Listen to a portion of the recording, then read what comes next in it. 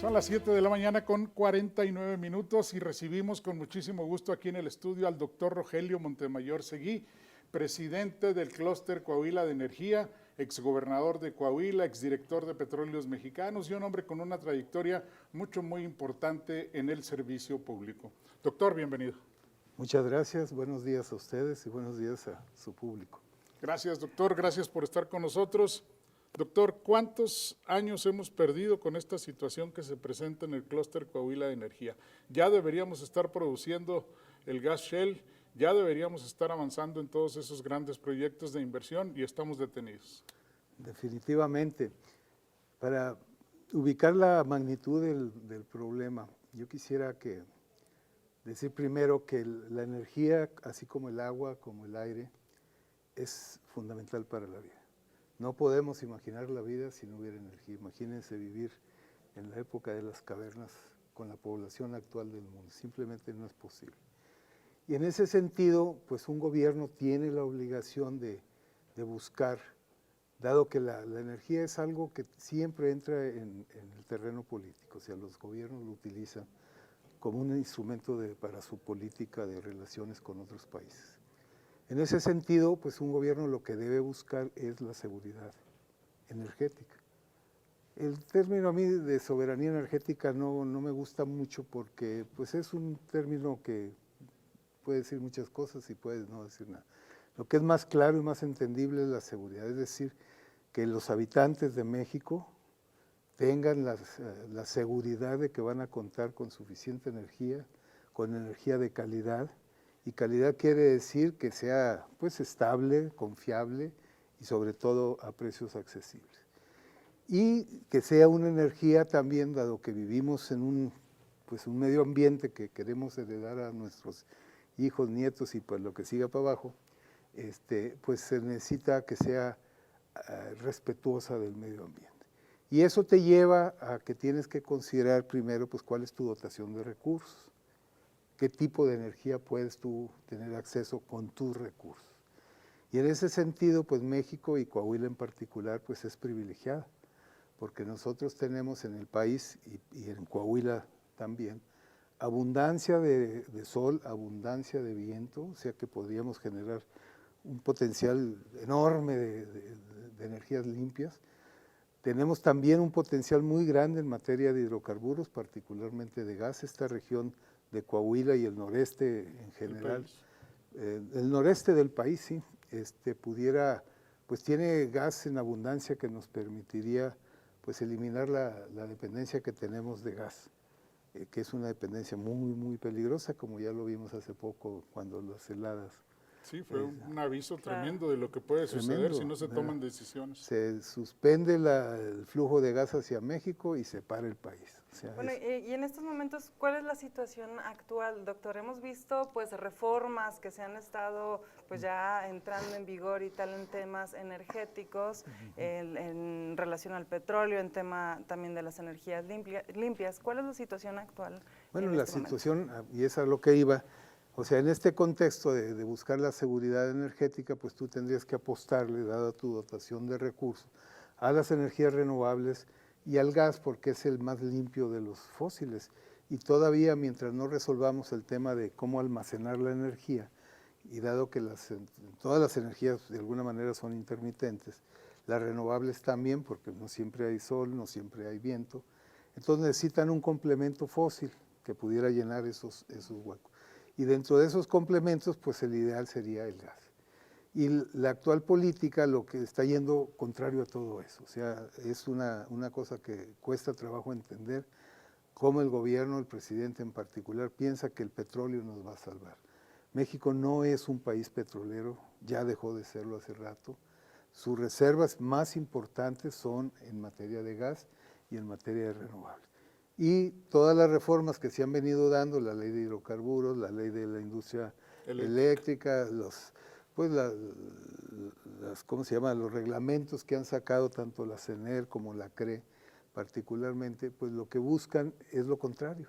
Buscan restaurar el monopolio de Pemex, el monopolio de CFE, cuando es claro que no pueden satisfacer las necesidades de energía de un país del tamaño de México. no tienen los recursos e incluso tampoco tienen toda la tecnología requerida. Pero particularmente los recursos, porque al final de cuentas la tecnología la podrían comprar, pero no tienen con qué hacerlo. Y lo estamos viendo, o sea, el gobierno federal ya ha estado transfiriendo recursos del presupuesto. Es algo, nunca había sucedido. Pemex, mal que bien, siempre generaba sus recursos, no recibía un 5 de recursos fiscales hasta hace muy poco.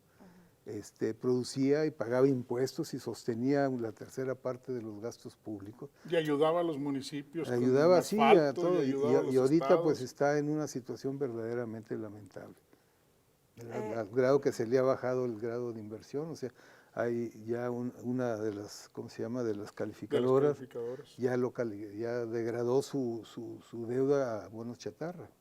Y con todos estos elementos que surgen, con opiniones de expertos, no solo a nivel nacional, sino a nivel internacional, ¿qué es lo que está motivando al gobierno federal a seguir esta línea? Es decir, ¿hacia dónde van? Pues yo siento que es la ignorancia lo que lo está motivando y el pensar que Pemex puede volver a hacer lo que fue. O sea, Pemex ha tenido un papel muy importante en la vida de México, claro. Lo mismo la CFE.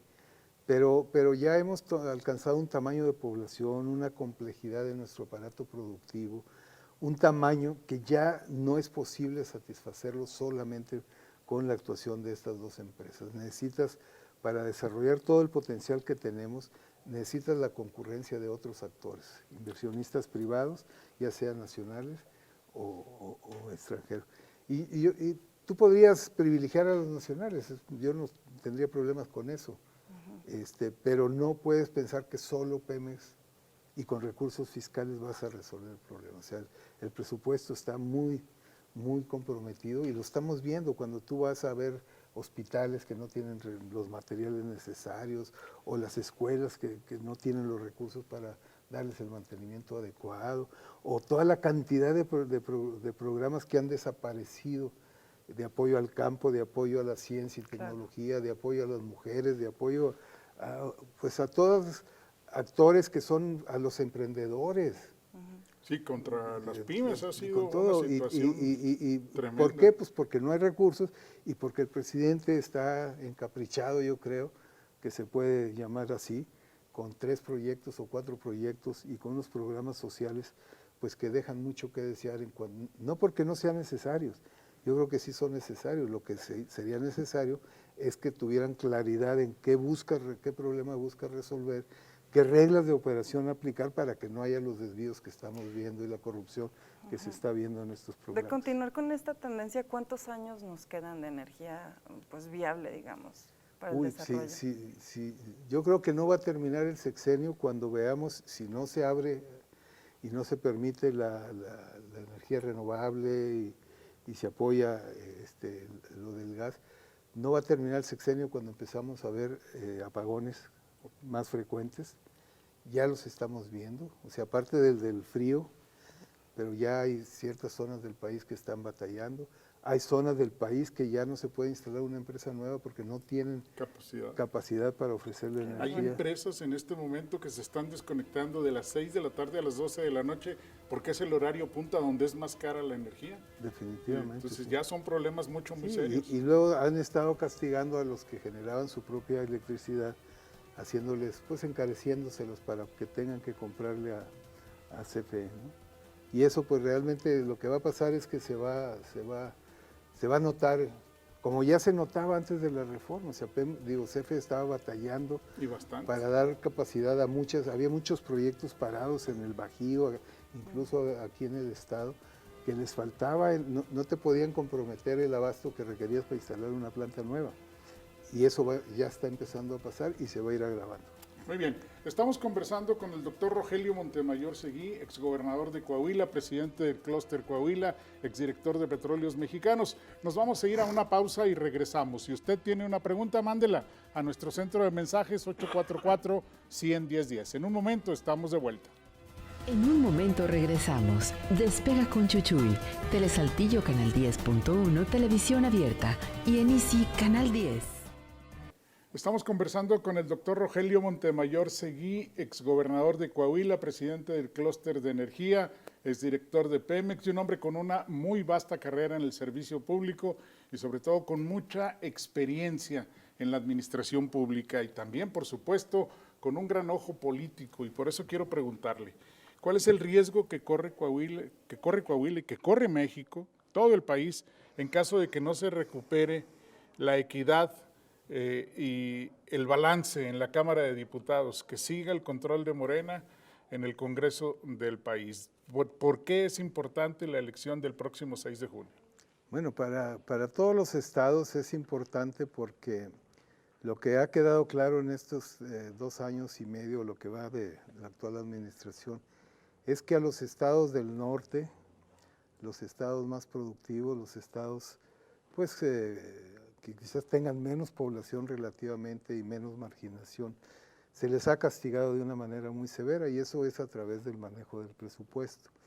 El presidente, no podemos decir que el gobierno, porque en realidad es el presidente el que manda tanto en el Ejecutivo como en el Legislativo, ahora que tienen ellos mayoría, pues determina y han castigado a los estados, han castigado particularmente a Coahuila, les han quitado muchos recursos con los que se contaba usualmente para la universidad, para la infraestructura, para muchos propósitos que Coahuila requiere para su desarrollo. Entonces, la importancia es que es necesario que Morena no tenga mayoría en el Congreso, porque de esa manera se podrá restablecer el equilibrio entre poderes. Yo creo que eso es lo más importante, o sea, por más inteligente, por más buena persona que sea alguien, no puede mandar sobre 120 millones como por su propia voluntad. O sea, en este país, como diría don Jorge Mazo, que Dios lo tenga en su gloria, pues cada cabeza es una barbacoa, ¿no? Entonces hay muchos intereses, somos una sociedad muy diversa, donde pues queremos cosas diferentes y tenemos derecho a ello. Y por eso debe haber debate, debe haber equilibrios, no es posible que lo que ha hecho el presidente, ahí va la iniciativa y no me le muevan una coma, ¿no? Y así se va. Y así se va, o sea, eso es verdaderamente muy lamentable. Y yo fui diputado y le aseguro que ni en la época del PRI pasaba eso, o al menos las épocas que a mí me tocaron, porque nosotros discutíamos las iniciativas del presidente, le cambiábamos muchas comas, y se negociaba con la oposición, se negociaba con el Ejecutivo para sacar las diversas iniciativas. Entonces, lograr eso es fundamental y yo creo que eso nos lleva a una conclusión, no hay que darle un voto a Morena en ninguna de las distritos para que la Cámara tenga una integración más balanceada. Doctor, tenemos preguntas de nuestros televidentes y le doy lectura. Aquí nos dicen, por favor háganle una pregunta sobre la gasolina que va muy cara, que hasta dónde vamos a llegar con estos precios, nos dice Santiago. Bueno, el precio de la gasolina tiene así simplificando, dos componentes. Uno es el precio de la molécula, que como importamos mucho, pues está determinado por los precios externos. Y el otro son los impuestos que se le ponen al vendérsele al público. En el extranjero, acuérdense que el año pasado se paró la economía de todo el mundo, los precios de la gasolina bajaron también para México, y ahora que se está reactivando la economía, pues están subiendo los precios de la gasolina en el extranjero, y pues la que estamos importando sigue subiendo, y por eso lo estamos viendo. Yo creo que todavía va a subir un poco más, yo no creo porque sobre todo en Estados Unidos, los programas que está impulsando el presidente Biden, pues son muy importantes en términos de promoción económica. Si logra sacar su plan de infraestructura, que es un plan súper ambicioso, pues Estados Unidos va a tener un crecimiento bárbaro y nos va a arrastrar. Vamos a crecer no gracias a lo que hagamos aquí, sino a lo que está pasando allá, en Estados Unidos. Y eso va a implicar que la gasolina va a subir de precio y eso va a implicar que va a subir en México también. Bueno. Doctor, cuando usted fue gobernador de Coahuila, usted trajo la Chrysler a Derramadero, y Derramadero hoy es un valle muy importante que genera una cantidad impresionante de autos, de camionetas, de tractocamiones, y que da trabajo a 18,000 coahuilenses. Derramadero. Entonces usted conoce lo que es la industria automotriz. ¿De qué tamaño es la inversión que acaba de anunciar General Motors? Anunciar y poner en operación, porque ya estaba hecha, $1,000 millones en una planta de última tecnología de pintura y en adecuaciones y equipamiento para producir autos eléctricos. ¿De qué tamaño es una inversión? Pues mire, obviamente son muchos dólares, ¿no? Hay muchos millones de dólares. Para darle una idea de magnitud, en los 6 años de mi gobierno, en promedio, llegaron cerca de 360 proyectos, empresas que se instalaron en Coahuila de más de 30 millones de dólares. O sea, estos 1,000 millones equivaldría a si lo divide entre 30, pues ¿cuánto da? A ver, Saca la calculadora. Serían unas 30 de esas, 30 proyectos, o sea, es el 10% de lo que hicimos en 6 años. Y que se va a convertir en sí, y eso pues mucho mayor desarrollo. Va a tener otros impactos, porque yo eso es algo que creo que debemos analizar. Los autos eléctricos, los motores eléctricos llevan muchas menos piezas. Entonces, mucho de la proveeduría que hay actualmente, que está diseñada para motores de combustión interna, pues a lo mejor no van a encontrar un mercado ahí o van a tener que adaptarse, migrar a producir lo que sí requiere los autos eléctricos. Pues ya deberían estar pensando en eso. Porque seguramente, no lo sé, yo ya no estoy metido en esas cosas, ¿verdad? Pero seguramente sí lo están, ¿verdad? Están pensando cómo producir baterías o cómo producir, no sé, cables. Oye, tenemos otra pregunta aquí de nuestros televidentes. Nos dicen, pregunta para el señor Montemayor, ¿por qué se basan en Pemex para renovar la energía eléctrica si se dice que está por terminarse el petróleo? ¿No sería mejor buscar nuevas fuentes para crear la electricidad? Yo coincido definitivamente, lo sensato, lo racional, si realmente este gobierno pensara en el interés de México, estaría impulsando las energías renovables, estaría impulsando el gas. O sea, Pemex puede migrar hacia gas, o sea, el petróleo va a seguir, pero ya no va a producir lo suficiente para generar ese impulso que requiere la economía mexicana, ¿no? Y muchas de las reservas de petróleo que nos quedan están en el mar profundo. Si usted ve los desarrollos en el mar profundo, se va a encontrar que los privados, que son los que lo han venido haciendo, nunca van solos, porque son actividades de mucho riesgo. Si un pozo en el mar le va a costar, no sé, 300, 500 millones de dólares, y no tiene la certeza de que va a tener éxito. Claro. Entonces, si hace 3 y falla 1, pues son una pérdida de 500 millones. Entonces, ¿qué hacen las empresas? Distribuyen el riesgo. Y es lo que tendría que hacer Pemex. Para desarrollar eso, tiene que asociarse con alguien.